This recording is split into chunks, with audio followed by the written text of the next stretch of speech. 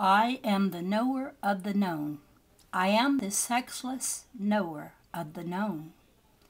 In me is the consciousness of all knowing, and that is my power.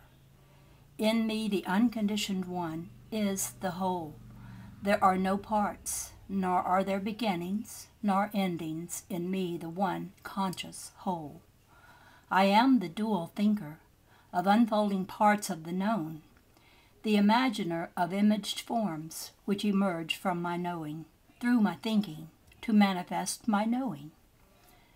My dual thinking divides my knowing light into pairs of sex-divided mirrors of the two opposed lights of my thinking.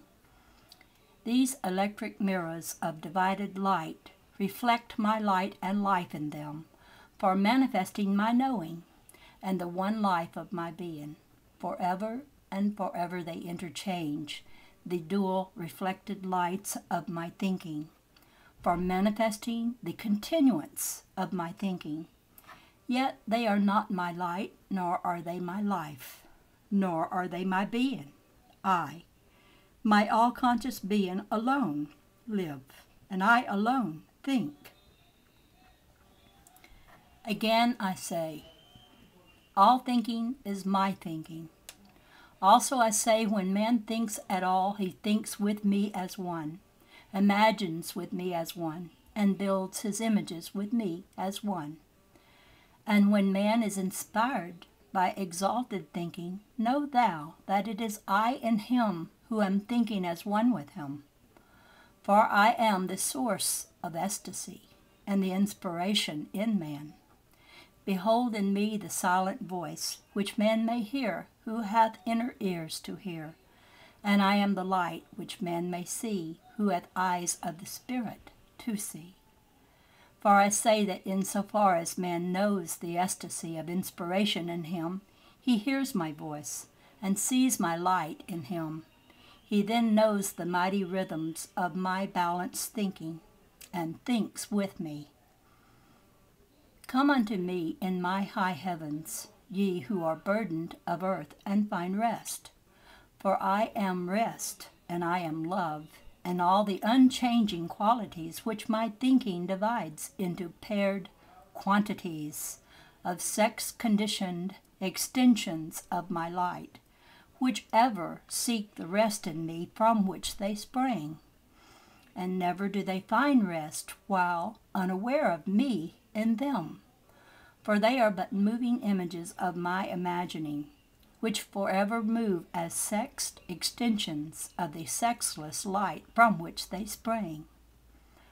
For moving things of clay forever move, know not that rest centers their moving, as rest centers the shaft which forever moves around its very source of rest, from which its motion springs. Knowing not me, their source of rest in them, they cannot be that source around which they must forever move to seek that which they cannot find, until they know me in them. Knowing not me in them, they are alone in all the universe, but knowing self of them as me in them, they then are me. They then, with me, are all my universe. Verily I say, the power of moving things to move, or to find rest, is not in them. I alone am energy, and I am also rest. I am the fulcrum, which extends the power to move from rest. Thine arm is not empowered to pulse alone, unextended from the rest point in thine heart, nor is one microscopic thing empowered to manifest me apart from me. My rest and peace may be known by moving things which know my balance in them, and keep balance in them while thus moving. Moving things which manifest my knowing by equal interchanging, void their moving and thus find rest. But those which manifest me unequally cannot wholly void their moving. These shall leave an unvoided residue of motion, as a debt of unbalance, which must be paid to me before my rest may be known in them. For I am balance, and all moving things which extend from me must manifest my balance in them. And I am law. No rest can there be, nor can there be peace, while my law remains broken by unbalance, even by one whit.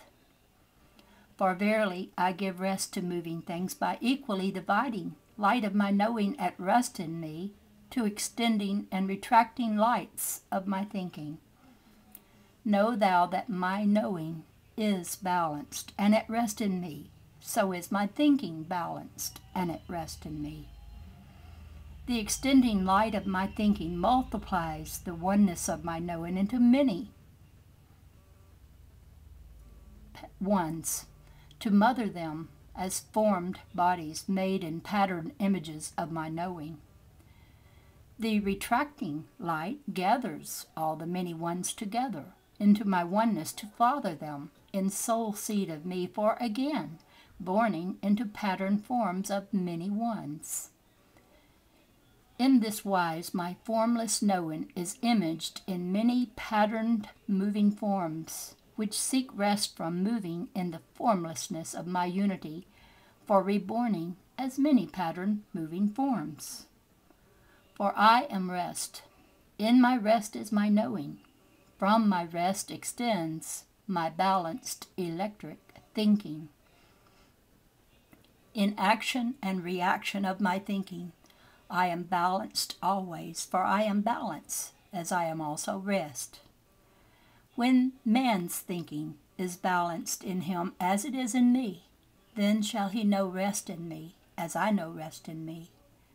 Then shall his thinking be the ecstasy of his knowing, as my thinking is the ecstasy of my knowing. Know thou that mind of me is ecstatic always. I know neither grief nor pain, sorrow nor compassion, anger nor wrath, for these are qualities of unbalance, and unbalance is not in my house. Know thou that these unbalanced qualities are product of man's unbalanced thinking. They alone are in him, they are not in me. He who knows not me and him first thinks himself as one of many separate and separable forms, apart from all things else and me. In those his early days, he knows not me and him, not suspecting me and him, even though his slightest move is mine, yea, even though his very breathing is desire in me that he should breathe, to manifest me in him, though unknowingly. Man then knows not himself as one of seeming many forms of my imagining, which spring from rest in me to manifest my knowing. Throughout long eons he walks the path of dark, to find the path of light, which leads to me. For I say that refoldment into self of me is not known by man for long eons, even as self of me is not known by him as self of him for long, long eons. In man's thinking, man begins to live as he leaves the mother womb which borned him. And when he returns the clay of him to clay of earth, he thinks of life as ending, knowing not that its beginning never was, nor could its ending be. For I say that life is alone in light of me, as love and knowing are alone in me. Tell thou to man that he who thinks life lives in him, knowing not my life in him, dies as often as he lives to die again. But he who lives to manifest me, knowing me in him, never dies. He who knows not me in him first thinks himself as one of many separate and separable forms, apart from all things else and me. In those his early days he knows not me in him, not suspecting me in him, even though his slightest move is mine, yea, even though his very breathing is desire in me, that he should breathe to manifest me in him, though unknowingly.